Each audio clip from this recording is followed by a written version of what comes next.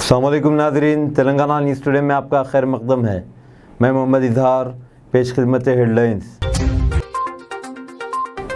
सदर BRS party व chief minister Telangana के चंद्रशेखर राव ने आज कहा कि इनकी पार्टी मौजूदा असम्बली इंतखाबात में पहले से बेहतर शानदार मुजाहरा करेगी और बरसरे इक़्तिदार आएगी।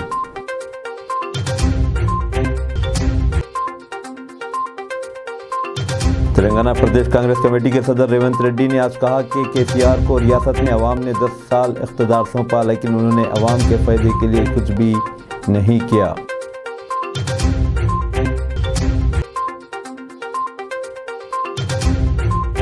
आज से घर से वोटिंग की सहूलत का आगाज़ किया गया है, जो 27 नवंबर तक जारी रहेगी।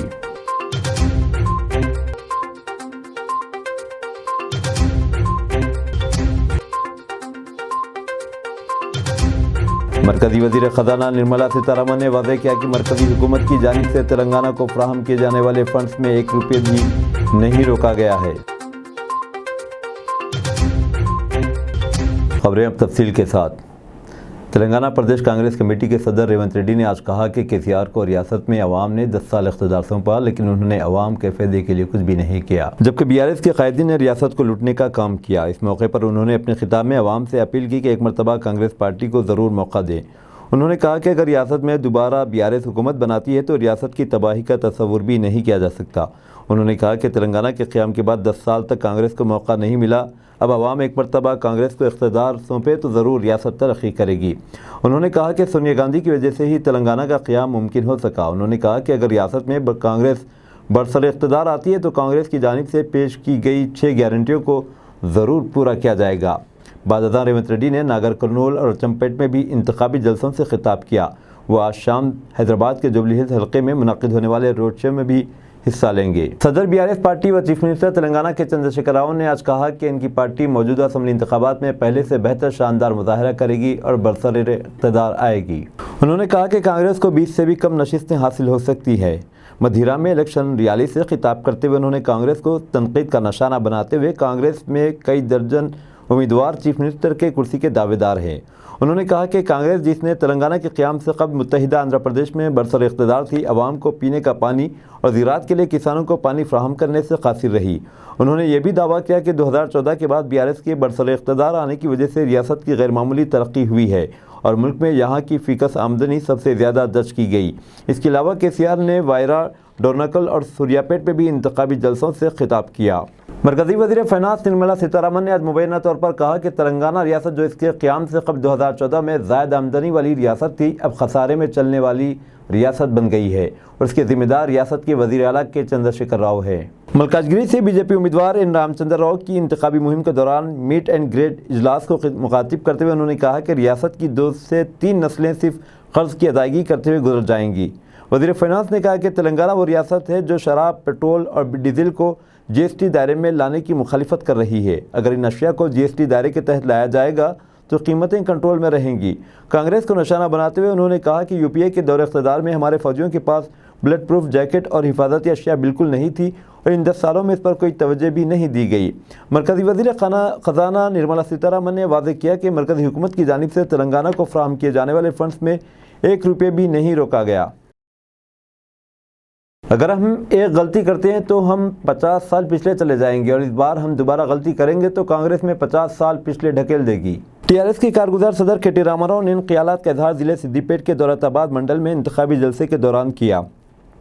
उन्होंने कहा कि रियासत तेलंगाना में केसीआर के साथ यहाँ के अवाम की ताकत है और दहली से आने वाले कई कायदीन से वो खौफज़दा होने वाले नहीं हैं। उन्होंने तयक़ुन दिया कि वो और वज़ीर हरीश राव दोनों मिलकर दुब्बाका हल्के असम्बली की हर मुमकिन तरक्की की कोशिश करेंगे। उन्होंने अवाम से कहा कि वो इस बात पर गौर करें कि किसके हाथों में रियासत महफूज है और उन्हें ही अपना वोट दें। रियासत में मुनक़िद हो रहे असम्बली इंतखाबात में हैदराबाद के खैरताबाद हल्के असम्बली से पहले वोट का इस्तेमाल किया गया। 91 साला अन्नपूर्णा चंडोरी घर से वोट की सहूलत का इस्तेमाल करते हुए पहली राय दहिंदा बन गई हैं। इलेक्शन कमीशन की जानिब से सीनियर सिटीजन्स और माजूर अफराद के लिए घर से वोट के इस्तेमाल का मौका फ़राहम किया गया। इलेक्शन ऑफिसर्स और पुलिस ने इनके घर पहुंचकर पोस्टल बैलेट पर इनका वोट हासिल किया। रियासती वजीर हरीश राव ने कहा कि अगर कांग्रेस पार्टी पर अवाम भरोसा करेंगे तो यकीनन वो धोखे का शिकार होंगे। हसनाबाद हल्का असम्बली में इंतखाबी मुहिम के दौरान उन्होंने कहा कि 42 की जानिब से जारी किया गया मंशूर कांग्रेस पार्टी के मंशूर से कई गुना बेहतर है। उन्होंने मजीद कहा कि हसनाबाद कांग्रेस और तेलुगुदेशम पार्टी के इक़्तिदार में तरक्की नहीं कर पाया, जबकि BRS की हुक्मरानी के दौरान कोहिड़ा मंडल के गाँव में कई इमारतें मंजूर की गई। उन्होंने कहा कि KCR के बरसर इक़्तिदार आने के बाद STs के लिए 10% तहफ़्फ़ुज़ात फ़राहम किए गए।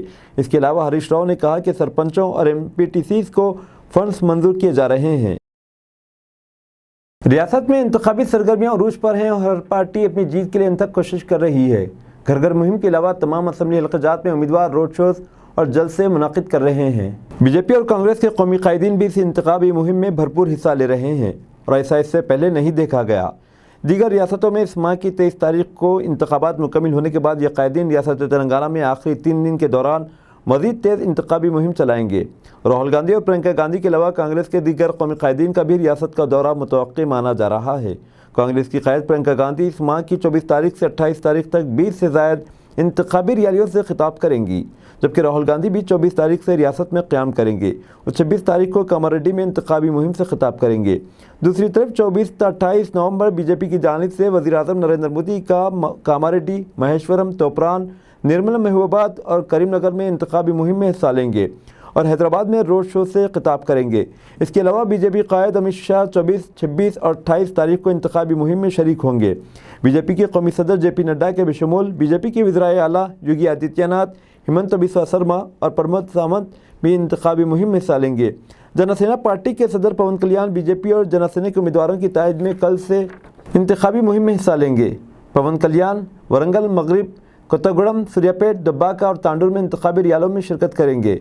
वह इस माह की 26 तारीख को हैदराबाद के कोकटपल्ली हल्का असम्बली में अमित शाह के रोड शो में साथ रहेंगे।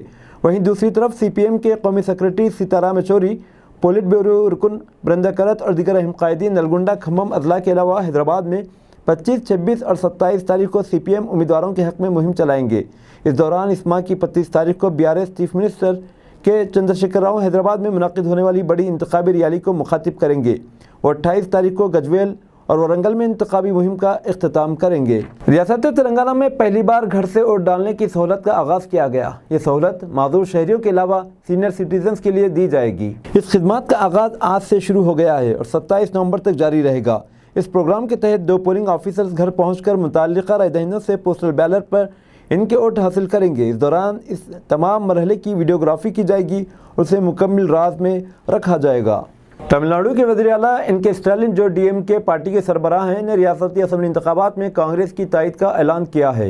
DMK ने अपनी तेलंगाना यूनिट को हिदायत दी है कि वो इंतखाबात के दौरान कांग्रेस पार्टी की तायद करें। इसके अलावा DMK ने पार्टी कारकुनों और उसकी तमाम शाखों को हिदायत दी है कि वो कांग्रेस उम्मीदवारों के हक़ में इंतखाबी मुहिम में ज़ोर शोर से हिस्सा लें और कांग्रेस का साथ दें। TLP क़ायद और मधिरा कांग्रेस के उम्मीदवार भिट्टी विक्रमार्क ने इस अज़्म का इजहार किया कि रियासती असम्बली इंतखाबात के बाद तेलंगाना में कांग्रेस ही हुकूमत तश्कील देगी। अपने हल्का असम्बली में इंतखाबी मुहिम के दौरान मीडिया को मुखातिब करते हुए उन्होंने कहा कि यहाँ की आवाम ने BRS को हुकूमत बनाने और इक़्तिदार पर रहने का 10 साल का मौका दिया, जबकि यहाँ कोई तरक्याती काम अंजाम नहीं दिए गए। उन्होंने यकीन ज़ाहिर किया कि आइंदा इंतखाबात में कांग्रेस ही हुकूमत तश्कील देगी। नलगुंडे के कांग्रेसी उम्मीदवार कोमटिरेड्डी वेंकट रेड्डी की तायद में वार्ड नंबर 44 के कौंसलर जनाब ख्वाजा सईदुद्दीन समी की जानिब से घर घर इंतखाबी मुहिम चलाई गई। इस मौके पर जनाब समी कौंसलर ने आवाम से अपील की कि वो अपना वोट सिर्फ कांग्रेस के उम्मीदवार कोमटिरेड्डी वेंकट रेड्डी को दो, जिनका इम्तियाजी निशान हाथ है। हल्के में वो कांग्रेस के इंतखाबी मंशूर के 6 वादों पर आवाम को आगाह करते हुए इनके हक़ में अपना कीमती वोट देने की अपील की। इस मौके पर मकामी नौजवान इमरान, किरण, ज़हीर, अतीक, अशफाक, गयास, नसीर, रविंद्रनाथ, कमल चंद्रा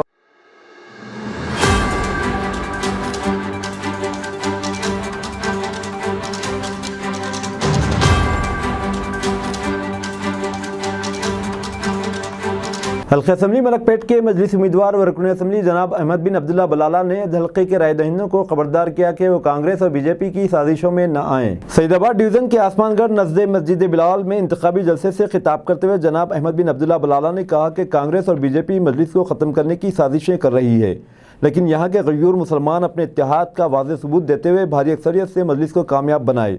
इस मौके पर सीनियर मजलिसी कायदीन, सरगर्म कारकुनान और मकामी अवाम की कसीर तादाद ने शिरकत की और अवाम ने भारी अक्सरियत से कामयाब बनाने का तयक़ुन दिया। दरमियान में सर मुनाफिक ये कह रहे हैं कि कांग्रेस आएगी तो ये अपने 5 वादों के साथ एक नया काम करेगी। हम यहाँ पर जो मौजूद बुजुर्ग है वो लोग बखूबी जानते हैं कि कांग्रेस तेलुगुदेशम या कोई भी दीगर जमातें जब अपनी मंशूर बनाते हैं, जब अपना मैनिफेस्टो बनाते हैं, उसके ऊपर कितनी हमलावरी करते हैं।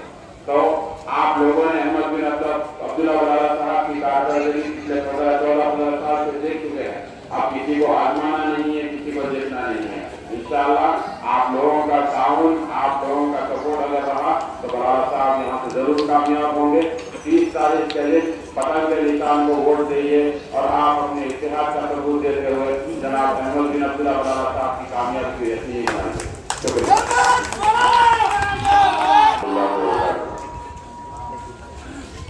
जिम्मेदारान मुस्लिमीन कारपोरेटर, दोस्तों, नौजवान साथियों और मेरी सरकार माँ और बहनों, आप तमाम जानते हैं कि इंतखाबी जलसा है। 30 तारीख के रोज इलेक्शन है। आप तमाम को निकल कर अपने वोट का इस्तेमाल करना है। आज जरूरत इस बात की है कि हमारा जो पूरी परसेंटेज जो कम होते जा रहा है, उसके लिए आपको निकल कर अपने वोट का इस्तेमाल करना होगा। अगर एक घर में 8 लोग हैं तो तमाम के तमाम को अपने वोट का इस्तेमाल करना होगा, ना कि ये कि 3-4 लोग वोट डाल दिए तो ये न समझ लें कि पूरा घर वोट डाल दिया। इसी वजह से हमारा पूरी परसेंटेज कम हो रहा है। लेकिन फिर भी गांधीनगर में मलकपेट के दूसरे बूथों से हमेशा अच्छा रहा, पोलिंग उसका उस वहाँ के तनासुब से अच्छा रहा। लेकिन इस बार सबसे ज्यादा 80-75% इंशाल्लाह गांधीनगर के बूथों के ऊपर देगा। मैं मेरी इज्जतदार माँ और बहनों से कहूँगा कि आप तमाम को निकल कर अपने वोट का इस्तेमाल करना है। रहा सवाल, हर एक जमात आपके दरमियान में आएगी और कहेगी। रियासती वज़ीर दाखिला मोहम्मद महमूद अली और वक्फ बोर्ड चेयरमैन मसीहुल्लाह खान की जानिब से एक प्रेस कॉन्फ्रेंस मुनाकिद की गई, जिसमें महबूब आलम खान की जानिब से वज़ीर आला KCR के खिलाफ नाजेबा अल्फाज इस्तेमाल करने पर सख्त अल्फाज में मजम्मत की गई। इस मौके पर वज़ीर दाखिला ने कांग्रेस के दौर इक़्तिदार में मुसलमानों के साथ किए गए लापरवाही और नाइंसाफ़ियों और वक्फ बोर्ड में की गई बेकायदियों को उजागर किया और मुखालिफिन को इंतबाह दिया कि वो अपनी रविश से बाज रहें। यार सही है, आप बताइए, खाली कुछ नहीं है। हमारे CM को भी 2-3 बार दावत दी, तो जब हम बोल दिए साहब ये बिरयानी महबूब आलम है, पकाता बहुत अच्छा है, बोर्ची की तरह खिलाता है, मगर वक्फ का माल खा जाता है, इसके पास खाना जायज नहीं है। इसलिए CM साहब थोड़ा दूर कर दिए। तो दूर करने के बाद से तलमला के इसे बयान दे रहा है। मैं मुस्लिम भाइयों से गुजारिश करता हूँ, इनके बातों में कोई दम नहीं है। और कांग्रेस के झंडे उन्होंने जो प्रेस कॉन्फ्रेंस लिए, मीडिया से बात कर रहे हैं, कांग्रेस के झंडे वहां लहरा रहे हैं। आप कांग्रेस की तारीफ किस लेवल से कर सकते हैं? आपके पास क्या कांग्रेस की तारीफ करने के लिए प्रूफ है? कांग्रेस हमारी स्टेट में 50 साल रूल की है भाई। 50 साल के बाद स्टेट का जो अचर था, आज जो अचर है, 9 साल के बाद 10 टाइम चेंज हो चुका है। आज हमारी स्टेट इंडिया में हर चीज से पीने का पानी देखिए आप, घर तक पहुंचाने वाला लीडर KCR साहब है। टैप के जरिए पहले देखिए नलगुंडे के अंदर महबूब नगर में प्रोसेस का वाटर मिलता था, उसकी वजह से फील पंप की बीमारी होती थी प्रोसेस वाटर से। तो आज हमारे पास नंबर 1 फंड सप्लाई करने वाले लीडर तो KCR साहब है। हर चीज में मदद करें। टाइम बहुत कम मिला है, 9 साल 4 महीने मिले और आगे टाइम मिलेगा, बहुत अच्छे काम करेंगे। राशन का 1-2 बात बता देता हूँ।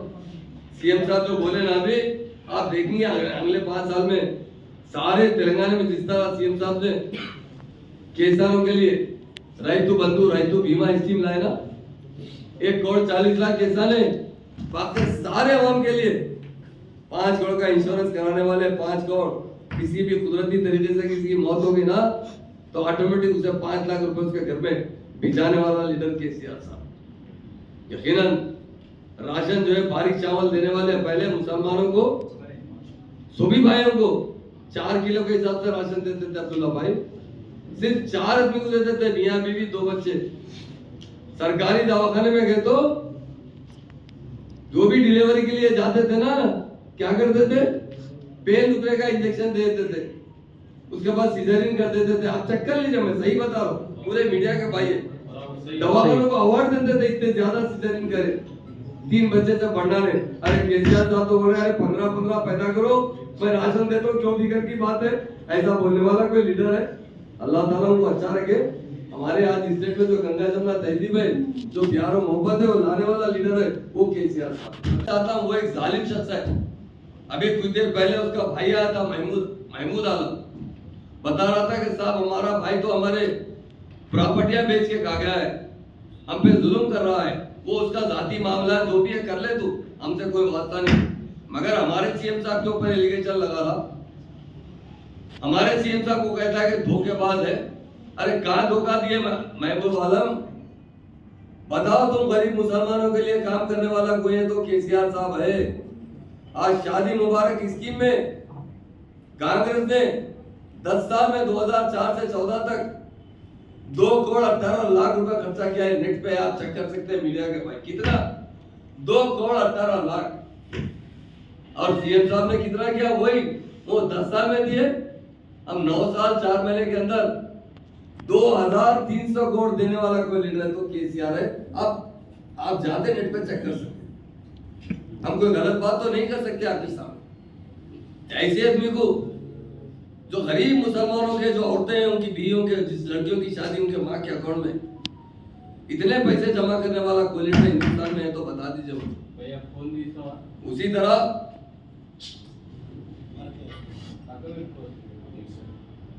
आसरा पेंशन का बताता हूं, कितने पैसे जमा हुए आसरा पेंशन में? 74,000 करोड़ रुपए खर्चा करने वाला कोई लीडर आसरा पेंशन में तो केसीआर। क्या मुसलमानों को 5-6 हजार करोड़ नहीं मिले उसमें? हमने कोई अकाउंट में नहीं चुका। उन लोगों ने 10 साल के अंदर जो खर्चा किया वो 34 करोड़ रुपए खर्चा किया है। और हमारे सीएम साहब ने करीब 12,000 करोड़ खर्चा करने वाले सीएम है तो केसीआर साहब। आप चेक कर सकते हैं, मराठी फाइनेंस कॉर्पोरेशन में आप नेट पे बैठकर चेक कर सकते हैं। इतना करने वाले चीफ मिनिस्टर को एलिगेशन लगाना। सर ये सवाल इतने दिन से महबूब साहब कुछ नहीं बोल रहे थे। मैं बता रहा हूँ भाई, ये क्या हुआ मालूम? हमारे जो रेवंत रेड्डी साहब है ना, ये हुकूमत नहीं बना सकते। महबूब आलम के घर को जाते हाथ डाल के, महबूब आलम को लंबा आदमी है, हाथ झटकते रहता है, लिंगो कर रहा है। महबूब साहब कुछ नहीं दिए केसीआर, मैं तुमको एमएलसी बना देता हूँ। ऐसा मैं आज गया था, सच्ची बता रहा हूँ आपसे, मुस्लिम भाइयों ने मुझसे कहा, हमारे पोचाराम श्रीनिवास साहब की जो कांस्टिट्यूंसी है बांसवाड़ा, उलमाओं से मिला हूँ। वो कहे महमूद भाई हम जानते हैं, आपको जानते हैं 10 साल से, आप जाके क्लियर कीजिए। 2 बातें, 2 मत आप पे लगा रहे हैं। एक लगाते हैं कि बीजेपी से मिलने वाले, उनको कहाँ खाब में पड़ा, हम बीजेपी से मिलने वाले कभी जिंदगी में नहीं मिलते। दूसरा वक्फ प्रॉपर्टी में सबसे ज्यादा बट्टेबाजी करने वाला इंसान तेलंगाना के अंदर है, जिंदा है तो महबूब आलम। उसके ऊपर 2014 में एफआईआर भी हुआ है। और जितने लोग इंफॉर्मेशन उसके प्रॉपर्टीज के आरटीआई से ले सकते हैं। और हम भी एक अभियोग में सीधा वहां से आ गया, आते आते हमारे मसीह भाई चेयरमैन साहब को बोला आप भी आ जाओ भाई, ताकि हमारे मीडिया बैंक सामने रहेंगे। तो अब तक एक्शन क्यों नहीं लिया सर उनके ऊपर जो एफआईआर है? और उन अब इल्जाम ये लगा रहे कि 40 से ज्यादा स्कूल कॉलेजेस बन गए हैं। आप बताइए ऑन रिकॉर्ड, अगर हम उनके ऊपर एक्शन नहीं लिए तो अब जब हमारे से सवाल पूछ सकते हैं। 3 बार आपकी टीम वहां पर विजिट करी बोर्ड से, आप खुद ये बात बोल रहे हैं, टीम भी 3 बार जा चुकी है।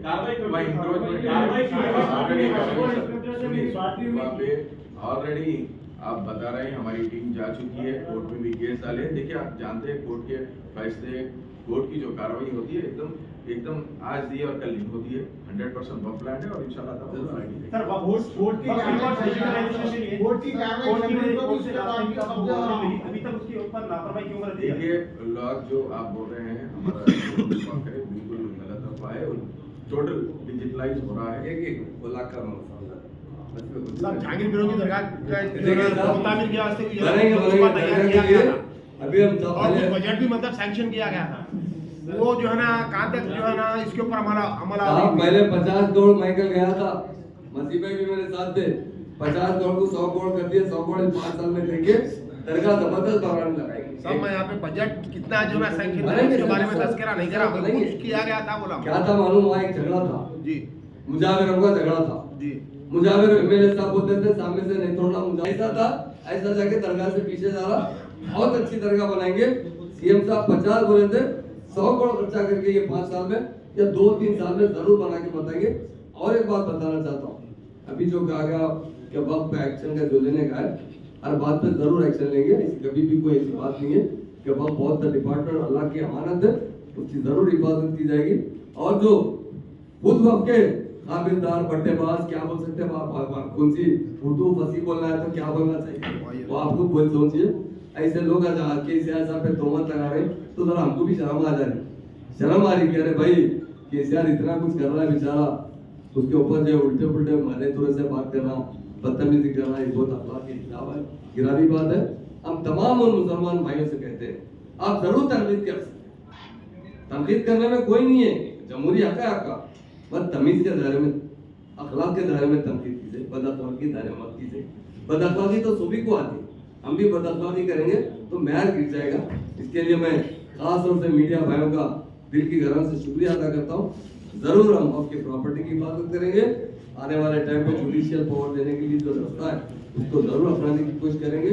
और वह प्रॉपर्टी को केसीआर साहब आने के बाद 1 इंच जमीन नहीं बेची गई, 1 इंच पे हमने कभी देखा नहीं।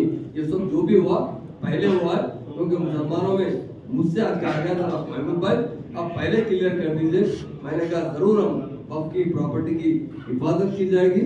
और दूसरा, हम कभी जिंदगी में ना पहले मिले ना बाद में बीजेपी से मिलेंगे, ये कांग्रेस के रूमर्स है, इस पे ध्यान मत दीजिए। ये मेरे तमाम भाइयों से शुक्रिया। साहब एक आखिरी सवाल वज़ीर तिलसानी श्रीनिवास यादव ने कहा कि परेड ग्राउंड में इस माह की 25 तारीख को होने वाले बीआरएस पार्टी के खुले इजलास के लिए इंतजाम किए जा रहे हैं। मंगल की शाम TSIIC के चेयरमैन गैदारी बालामलू ने ब्यूरेजेस कॉरपोरेशन के चेयरमैन गजीला नागेश के साथ परेड ग्राउंड में चीफ मिनिस्टर केसीआर की शिरकत के लिए जलसेआम के इंतजाम का मुआयना किया।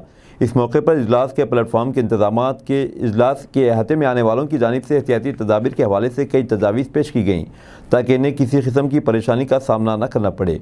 उन्होंने कहा कि इसी तरह शहर के 24 हलकों से गाड़ियों की पार्किंग के लिए 24 इलाकों की निशानदेही की गई और वहाँ भी ज़रूरी इंतजाम किए जा रहे हैं।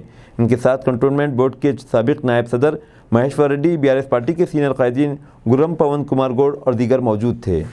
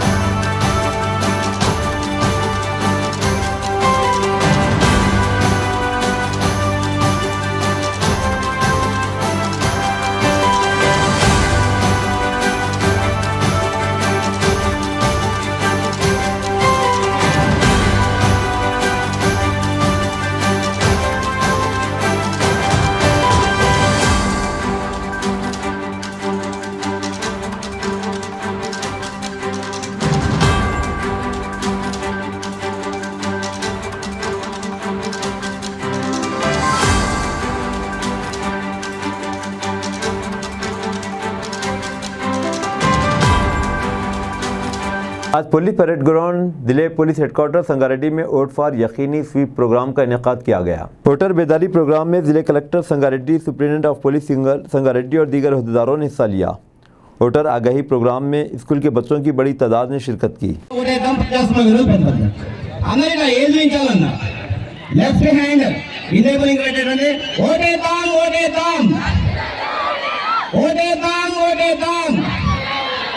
ఖచ్చితంగా ఓటేద్దామని ప్రజాస్వామ్యాన్ని వెలిగిద్దాం, నిలవర్తించాలన్నాం, ప్రజాస్వామ్యాన్ని గెలిపిద్దాం. నేను ఖచ్చితంగా ఓటేద్దామంటే మేము ప్రజాస్వామ్యాన్ని గెలిపిద్దామని అన్న ఖచ్చితంగా ఓటేద్దాం, ఖచ్చితంగా ఓటేద్దాం. ఒకసారి అందరూ కూడా ఏది ఉంచండి అన్న. కలెక్టర్ సార్ కూడా మనకు సిగ్నల్ చూపిస్తున్నాడు. నేను ఓటు వేశాను. Left hand. जगतियाल के जिले मेटपल्ली टाउन में आज मरकजी वजीर दाखिला अमित शाह ने जलसियाम से खिताब करते हुए कहा कि बीसी तबकात को कांग्रेस ने धोखा दिया। बीजेपी एससी की दर्जेबंदी के लिए पाबंद अहद है। तेलंगाना के लोग पहले ही एक बार दिवाली मना चुके हैं। आइए 3 दिसंबर को बीजेपी के इख्तिदार में आने के बाद एक बार फिर दिवाली मनाए। आइए अयोध्या में राम मंदिर के खुलने के बाद तीसरी बार दिवाली मनाए। जब बीजेपी इख्तिदार में आएगी तो हम अयोध्या में मुफ्त दर्शन करेंगे। एमपी धर्मपुरी अरविंद ने हल्दी बोर्ड लगाने के लिए हमारे साथ लड़ाई की थी। इसके साथ ही वज़ीर-ए-आज़म ने यहाँ आकर हल्दी बोर्ड लगाने का ऐलान किया। हल्दी बोर्ड के क़याम से तेलंगाना के किसानों की ख्वाहिशात की तकमील हुई है। अगर बीजेपी इख्तिदार में आती है तो हम शक्कर की 3 बंद सनतों को खोलेंगे। हम निज़ामाबाद में बीडी कारकुनों के लिए 500 बिस्तरों पर मुश्तमिल अस्पताल तामीर करेंगे। हम केसीआर के ज़रिए नाफिज करदा 4% मुस्लिम रिजर्वेशन को मनसूख कर देंगे। अरविंद ने इन लोगों के लिए अलग सेक्शन कायम करने के लिए लड़ रहे हैं जो रोज़गार के लिए नकल मकानी कर चुके हैं। गाड़ी का स्टीयरिंग केसीआर, कविता, केटीआर के पास नहीं, ये अवैसी के हाथ में है। कोरटला से मोहम्मद यूनिस की ये रिपोर्ट। टीआरएस और कांग्रेस और ओवैसी की पार्टी मजलिस, ये तीनों 2G, 3G और 4G पार्टियां हैं। अरे यार, समझे बगैर आप हाथ खड़ा कर देते हो, ताली बजाते हो। मैं समझाऊं क्यों 2G, 3G, 4G समझाऊं? देखिए, 2G मतलब केसीआर और केटीआर, 2 जनरेशन हुआ या नहीं हुआ? 3 जनरेशन मतलब ओवैसी के दादाजी, उनके पिताजी और ओवैसी 3G हुआ या नहीं हुआ? और 4G का मतलब है जवाहरलाल नेहरू, इंदिरा गांधी, राजीव गांधी और राहुल बाबा। 4G हुआ या नहीं हुआ? अरे यार, मुझे बताओ तेलंगाना वालों, इसमें आपकी जगह है कहां पर? है ये परिवारवादी पार्टियां ना तेलंगाना का भला कर सकती है, ना देश का भला कर सकती है। भारतीय जनता पार्टी जो मोदी जी के नेतृत्व में चल रही है, वो ही तेलंगाना और देश का भला कर सकती है और कोई नहीं कर सकता। मोदी जी ने भारत के तिरंगे को चंद्रयान पर लगाकर चंद्रमा पर पहुंचाने का काम नरेंद्र मोदी जी ने किया। मोदी जी ने नई पार्लियामेंट बनाई। मोदी जी ने G20 कर भारत की विदेश नीति का परचम पूरी दुनिया में फैलाने का काम मोदी जी ने किया है। मित्रों, मोदी जी के नेतृत्व में 11वें नंबर की अपनी अर्थव्यवस्था 5वें नंबर पर पहुंचाने का काम एक भारतीय जनता पार्टी की सरकार ने किया है। एमएलए पी सविता इंद्रा रेड्डी का महेश्वरम में ग्रांड रोड शो करते हुए नजर आईं। रोड शो में ऐसा लग रहा था कि सरों का समंदर चला आ रहा है। भारी तादाद में लोगों ने इनका फूलों से इस्तकबाल किया। ऐसा लग रहा था सविता इंद्रा रेड्डी इलेक्शन जीतने के बाद रैली निकाली। महेश्वरम की मकामी अवाम मर्द व ख़वातीन बीआरएस जिंदाबाद, केसीआर जिंदाबाद और सविता इंद्रा रेड्डी जिंदाबाद के नारे लगा रहे थे। नौजवान बीआरएस जीतेगी, कार के निशान को उर्दू के नारे लगा रहे थे। ఎలక్షన్ అప్పుడు వచ్చిన సరస్వతి కూడా వచ్చినప్పుడు నేను ముందు పోతా ఉంటే థ్యాంక్ యూ తమ్ముడు, థ్యాంక్ యూ. ఒక పని చేస్తావా వీళ్ళ మీదే, వాళ్ళ మీదే, వాళ్ళ మీదే నేను మాట్లాడుతుంటా, నీ పని నువ్వు. ఫస్ట్ సారి నేను సరస్వతి కూడాకి వచ్చాను. ఆ రోజు నిజంగా నేను కొత్తగా కాన్ఫరెన్స్ కొత్తగా వచ్చినప్పుడు ఇట్లా పోతా ఉన్నాను. పోతుంటే అసలు ఎవరు కూడా బయటకు వస్తలేరు. ఇట్లా దూరం నిలబడి ఇలా చూస్తూ ఉన్నారు. ఏంటి విజేందర్ ఎవరు వస్తలేరు దగ్గరికి అంటే, మా సత్యనారాయణ రెడ్డి చాలా గట్టి లీడర్, అమ్మాయి నన్ను రాదని రారు బయటికి అని చెప్పిండు ఆ రోజు. కానీ ఆ రోజు అనుకున్నాను నేను, సరస్వతి గుడి అంటే గడపలాగా నాకు ఇప్పుడు ఆ గడపలో నాకు స్వాగతం దొరకకపోతే కొంచెం ఇబ్బంది. భవిష్యత్తులో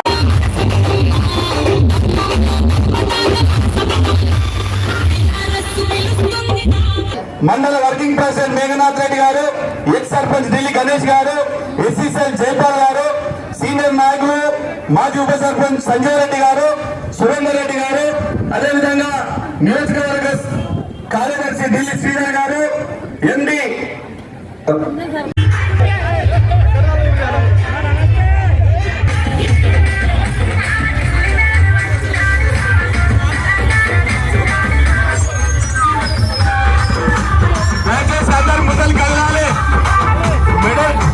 అందరికీ నమస్కారం. ఈరోజు మరి మహేశ్వర్ నియోజకవర్గం టీఆర్ఎస్ అభ్యర్థిగా థ్యాంక్ యూ. సభకు అధ్యక్షత వహించిన పార్టీ అధ్యక్షులు, గ్రామ శాఖ అధ్యక్షులు ఈశ్వరయ్య గారికి, అదేవిధంగా గౌరవ సర్పంచ్ గారు రాము ముదిరాజు గారికి, వేదిక మీద ఉన్న గౌరవనీయులు జెడ్పీటీసీ గారు జంగారెడ్డి గారు, పార్టీ అధ్యక్షులు జయేందర్ గారు, सुरेंद्र रेड्डी गाరు మార్కెట్ కమిటీ చైర్మన్ గారు, వేదిక ముందు फ़लस्तीनियों पर होने वाला जुल्म देखकर मेरा दिल रोता है, सना खान का बयान। इस्लाम की खातिर बॉलीवुड इंडस्ट्री को खैरबाद कहने वाली साबिका अदाकारा सना खान का कहना है कि हर रोज़ फ़लस्तीनी बहन भाइयों पर होने वाला जुल्म देखकर मेरा दिल रोता है। सना खान ने इंस्टाग्राम पर फ़लस्तीनी परचम के साथ इजरायली जारहियत का शिकार फ़लस्तीनी बहन भाइयों के लिए खुसूसी पोस्ट शेयर की है। उन्होंने अपनी पोस्ट में लिखा है कि जब अल्लाह तुम्हारे साथ हो तो किसी से न डरो। ये जुमला सही मानों में फ़लस्तीनियों की नुमाइंदगी करता है। सना खान ने लिखा है कि ज़ालिम हर दौर में थे और आगे भी होंगे, बस दुआ करते रहें कि अल्लाह हम सब की हिफाजत फरमाए और हमें ताकत व सब्र अता फरमाए। उन्होंने लिखा कि मेरा दिल रोता है, गज़ा में फ़लस्तीनी बहन भाइयों के साथ जो हो रहा है इसे देखना मुश्किल है। सना खान ने लिखा कि अल्लाह ताला ने अहले फ़लस्तीन को जन्नतुल फिरदौस के लिए मुंतखब कर लिया है। उन्होंने अपनी पोस्ट के आखिर में यह दुआ की कि अल्लाह ताला हमें भी जन्नत के लिए मुंतखब कर ले, आमीन। वाज़ेह है कि 7 अक्टूबर से गज़ा में इजरायली हमलों का सिलसिला जारी है, जिसमें अब तक शहीद फ़लस्तीनियों की तादाद 13,300 हो गई है। अब दीजिए इज़हारुल हक़ को इजाज़त, मिलते हैं अगले न्यूज़ बुलेटिन में। देखते रहें तेलंगाना न्यूज़ टुडे।